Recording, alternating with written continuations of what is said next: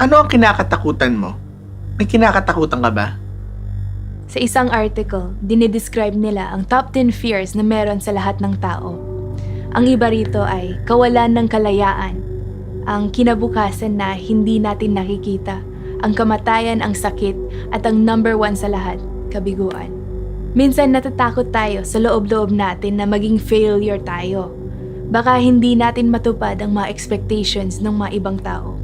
Madalas din, kinakatakutan natin ang mga bagay na hindi pa nangyayari. Iniisip natin, paano kung masasaktan ako ng ibang tao? Kung may mangyayari sa mga anak ko, paano kung magpakailanman galit ang pamilya ko sa akin dahil sa mga ginawa ko? Kahit sinasabi natin na wala tayong kinakatakutan, pero ang totoo, ang tao, takot din sa tao. Takot tayo kung anong sasabihin ng tao sa atin, takot tayo sa mga iniidolo natin, baka hindi nila tayo tanggapin. Pero ang Diyos, hindi nila tayo tinatakot, minamahal tayo ng Panginoon. Ang takot ay familiar sa bawat isa sa atin. Lahat tayo na-experience na natin to. Ang pinag-uusapan natin ay ibang-iba sa takot sa aso o takot sa ipis. Darating ang araw sa buhay natin na dadaan tayo sa isang matinding, nakaka-paralyze, nakakapangilabot, nakakatakot na karanasan sa buhay natin. Paano ba natin mapagtatagumpayan ang takot na ito? Bilang tao, sinusubukan nating gumawa ng solusyon. Minsan, tinatry natin takpan ang takot gamit ang mga ito. Pagkain, gamot, pampaalis ng anxiety, mga barkada, entertainment, droga, kahit ano man yan. Pero hindi magandang solusyon ang minamanhid ang takot. Iniisip natin na mawawala ang takot sa pamamagitan ng mga bagay na ito. Pero pagkatapos ng lahat, takot ka pa rin. Hindi naman solusyon na ikaw ay magiging manhid na lamang sa kinakatakutan mo. Naroroon pa rin ang takot, hindi mo lang nararamdaman.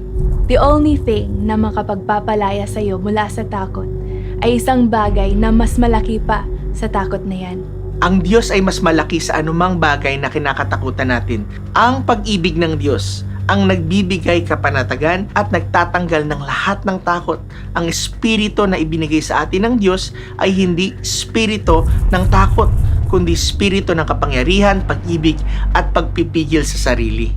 Kung tinanggap mo ang Panginoong Hesus sa puso mo, siya ang makapangyarihang manlilikha na nabubuhay na sa iyo. Siya rin ang nangako na sasamahan ka niya at hindi ka niya iiwanan anuman ang mangyari. Dahil ipinangako ng Diyos na hindi niya ako iiwan, alam ko ngayon na hindi ako mag-iisa kailanman.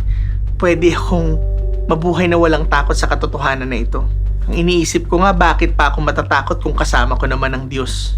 Sa Diyos pwede nating sabihin, dumaan man ako sa madilim na libis ng kamatayan, wala akong kakatakutan pagkat kasama at kaagapay kita, Panginoon. Pero ang nakakatawa minsan sa atin, natatakot pa rin tayong magtiwala sa Diyos. Kasi iniisip natin na baka masira ang tiwala natin. Paano kung hindi mangyari yung pangako niya? Paano kung iwanan na lang ako ng Diyos sa ere? Pero bakit ba natin masasabi na pwede tayong maging siguro o magkaroon ng kasiguraduhan na hindi niya tayo pababayaan? Meron 3 bagay na tayo dapat matandaan. Una, hindi siya tao kaya hindi siya nagsisinungaling.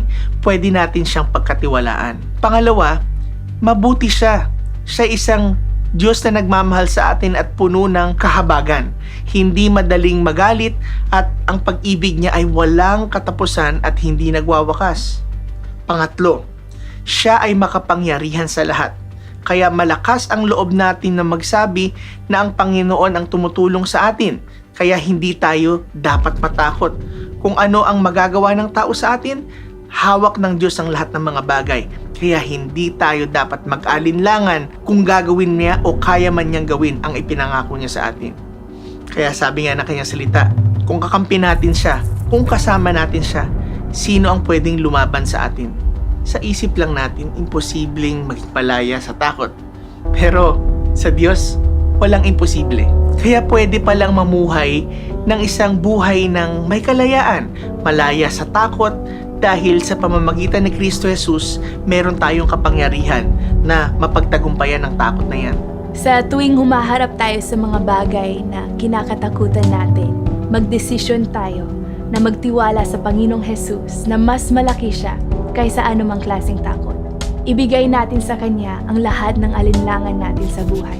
Minsan natatakot tayo para sa buhay natin, para sa mga bagay na hawak-hawak natin dahil baka mawala sa atin. Pero kung ibibigay natin sa Diyos ito, hindi tayo dapat matakot dahil siya ang magmamay-ari at hahawak na ito at hindi niya tayo pababayaan. Ngayon pwede tayong manalangin, pwede kang manalangin.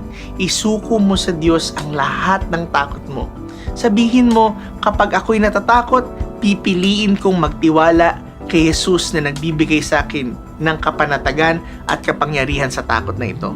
Pwede mong sabihin, hindi ako matatakot. Kasama ko ang Diyos. Kaya ang tanong, lalapit ka ba sa Diyos? Isusuko mo ba sa Kanya ang lahat ng takot mo?